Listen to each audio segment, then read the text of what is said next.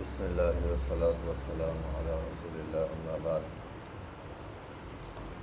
یہ صفحہ نمبر ہے 166 اور آیت نمبر ہے 91۔ اعوذ باللہ من الشیطان الرجیم، بسم اللہ الرحمن الرحیم۔ ستجدون آخرین یریدون ان یأمنوکم ویأمنوا قومہم کلما ردوا الی الفتنۃ ارکسوا فیہا فإن لم یعتزلوکم وَيُلْقُوا إِلَيْكُمُ السَّلَامَ وَيَكُفُّوا أَيْدِيَهُمْ فَخُذُوهُمْ وَاقْتُلُوهُمْ حَيْثُ ثَقِفْتُمُوهُمْ وَأُولَئِكُمْ جَعَلْنَا لَكُمْ عَلَيْهِمْ سُلْطَانًا مبینہ۔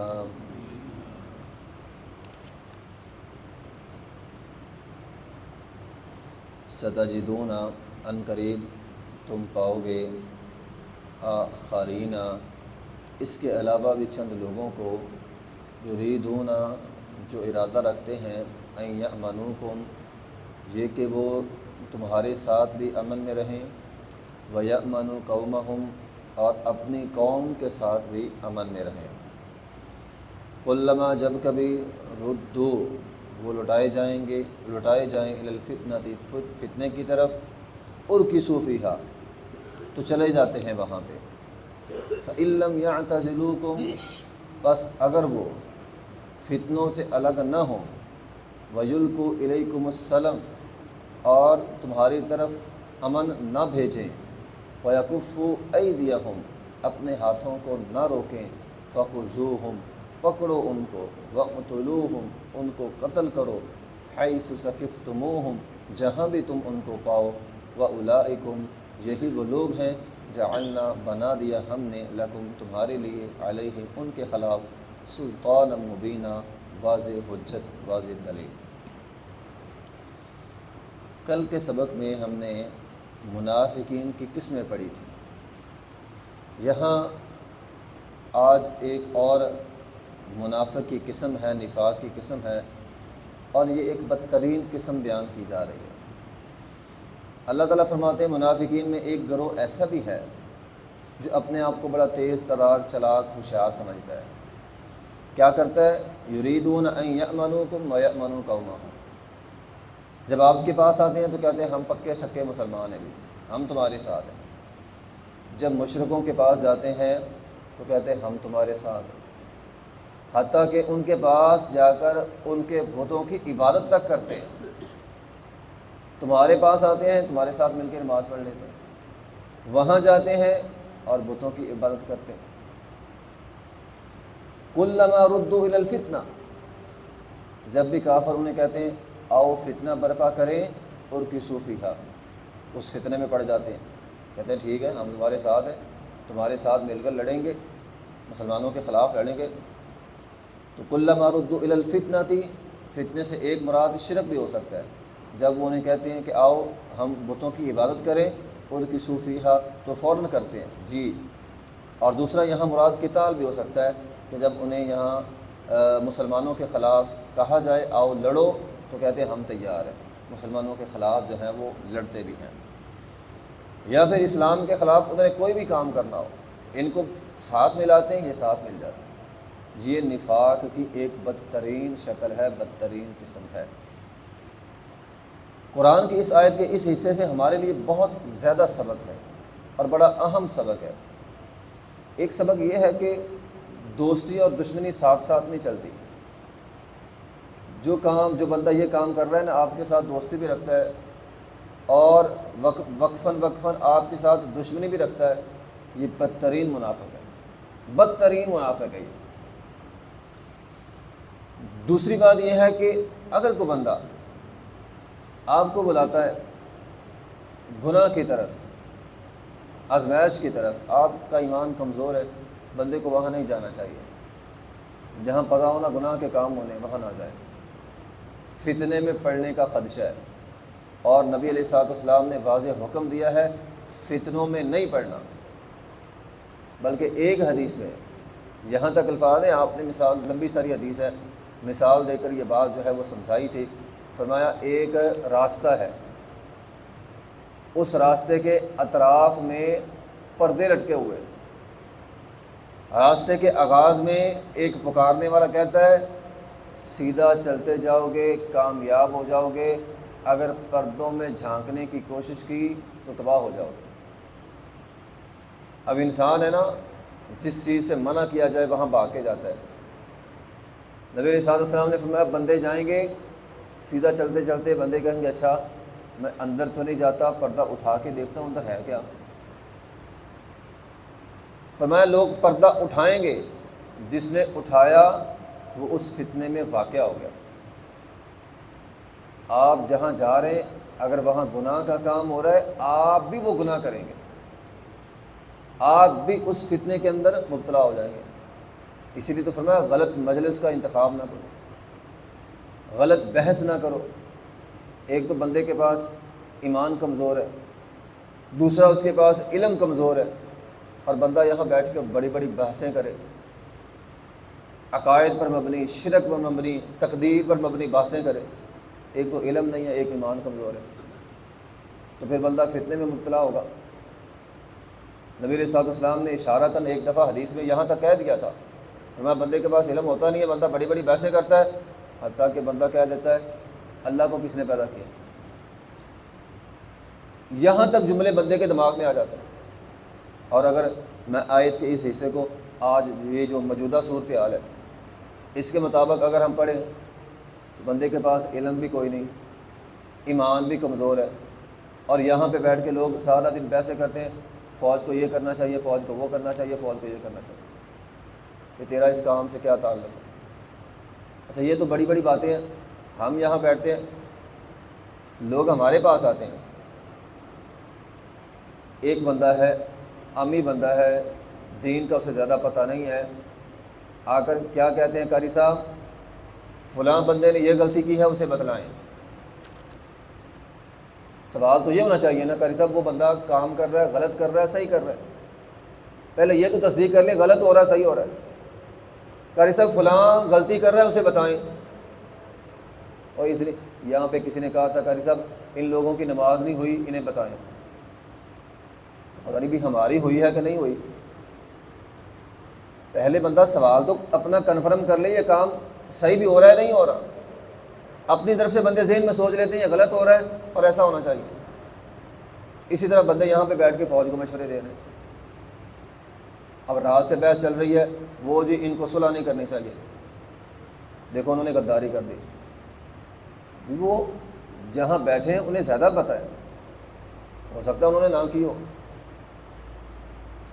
آدمی کے پاس علم بھی کم تھوڑا ہو اور معاملات کا یہاں پہ علم لوگوں کو ہے ہی نہیں۔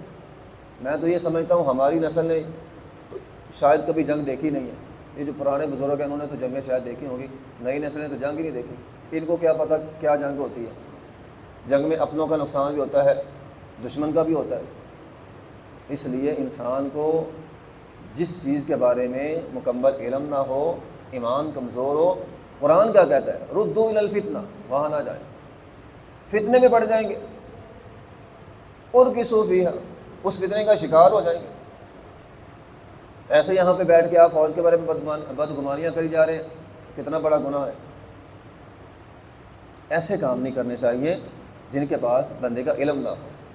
علم ہوتا نہیں بندہ ڈاکٹر بن جاتا ہے، علم ہے کوئی نہیں، انجینئر بنا ہوا ہے، خود سے ہم ڈاکٹر بھی بن جاتے ہیں، انجینئر بھی بن جاتے ہیں، فوجی بھی بن جاتے ہیں، سارا کچھ خود سے ہی بن جاتے ہیں۔ تو یہ چیز غلط ہے، اس سے فتنہ ہوتا ہے، اس سے انسان کا نقصان بھی ہوتا ہے۔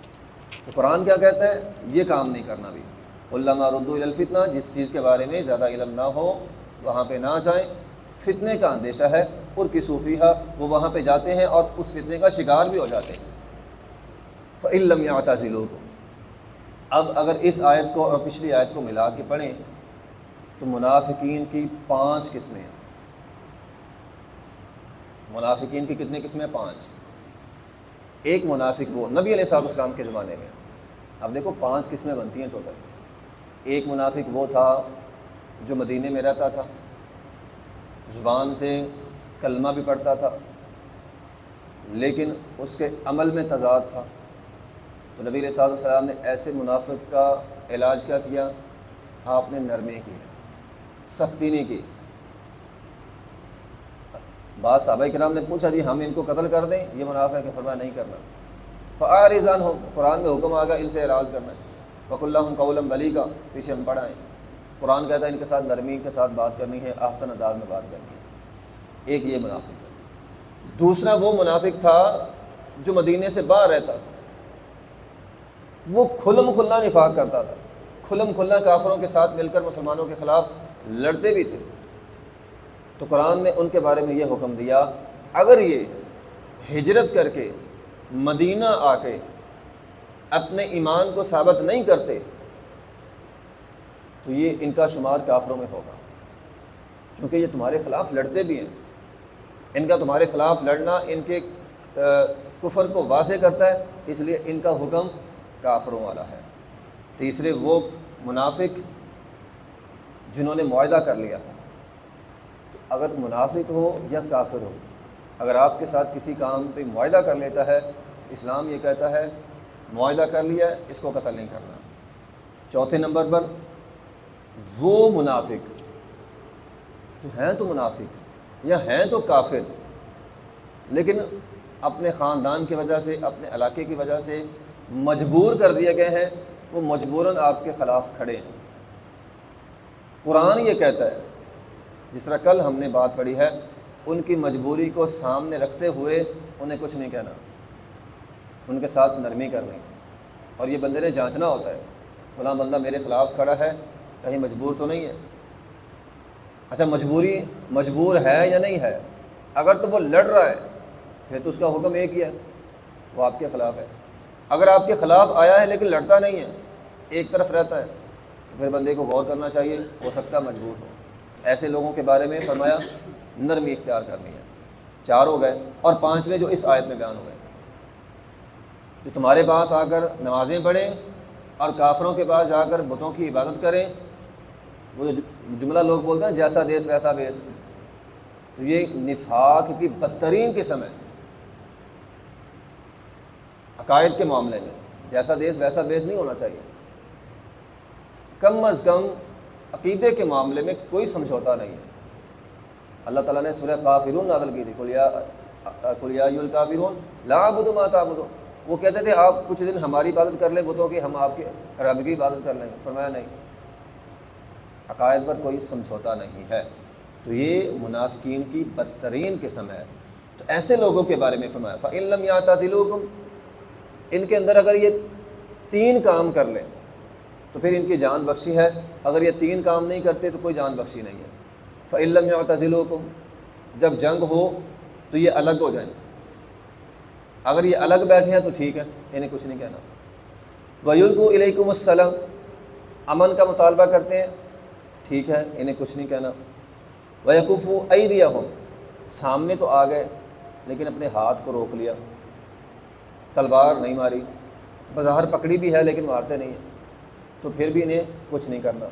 لیکن اگر یہ تینوں کام کریں، الگ بھی نہ ہو، امن کے طالب بھی نہ ہو، اور تلوار اٹھا کے آپ کے خلاف لڑیں، تو فَخُذُوهُمْ وَاقْتُلُوهُمْ، پھر ان کو پکڑو، ان کو قتل کرو، حیث ثقفتموہم، جہاں بھی تم ان کو پاؤ۔ اگر تمہارے سامنے آ کر تلوار بھی اٹھائی ہوئی ہے، لڑائی بھی کر رہے ہیں اور ساتھ کلمہ بھی پڑھ رہے ہیں، دیکھو نا صورتحال بن سکتی ہے نا۔ ایک بندہ ہے کافروں کے ساتھ ملا بھی ہوا ہے، کافروں کے ساتھ میں بھی کھڑا ہے، تلوار بھی ہاتھ میں پکڑی ہے، بندوق ہاتھ میں پکڑی ہے، گولی بھی مار رہا ہے اور ساتھ کلمہ پڑھ رہا ہے، لا الہ الا محمد رسول اللہ۔ اب بندہ کیا کرے؟ چھوڑ دے اسے؟ قرآن کہتا نہیں چھوڑنا۔ اگرچہ یہ لا الہ الا پڑھیں چونکہ یہ دشمنوں کے ساتھ میں کھڑے اور تمہارے ساتھ لڑ بھی رہے تو پھر ان کے کلمے کا کوئی اعتبار نہیں ہوگا، ان کا شمار کافروں میں ہوگا، اس لیے وقتلوہم حیث سکن، کیونکہ یہ منافقین کی قسم یہاں بیان ہو، کافروں کی نہیں ہے، منافقین کی ہے۔ تو منافق وہ ہوتا ہے جو زبان سے لا الہ الا اللہ محمد رسول اللہ پڑھتا ہے، لیکن ان کے عمل یہ ہے، اگر وہ یہ کام کریں ان کے ایمان کا کوئی اعتبار نہیں ہوگا، انہیں جہاں پکڑو، جہاں تمہیں ملے وہاں پہ پکڑ کر قتل کر دو۔ وَأُولَٰئِكُمْ جَعَلْنَا لَكُمْ عَلَيْهِمْ سُلْطَانًا مُبِينًا، اللہ تعالیٰ بنا دے گا انہیں تمہارے خلاف اب کوئی دلیل نہیں ہے، اب کوئی عذر بہانہ پیش نہیں کر سکتے، دیکھو جی ہم نے کلمہ پڑھا ہمیں قتل کر دیا، نہیں، کوئی بہانہ نہیں، جو تم نے کرتوت کیے ہیں کوئی بہانہ نہیں، اب تمہارا شمار کافرین میں ہوگا، اور کافرین کا جو حال ہے کہ اگر وہ تمہارے سامنے آ کر لڑتے ہیں تو انہیں قتل کرنا واجب ہوتا ہے، اس لیے تمہارا قتل بھی واجب ہو گیا ہے۔ آخری دعوانا الحمدللہ۔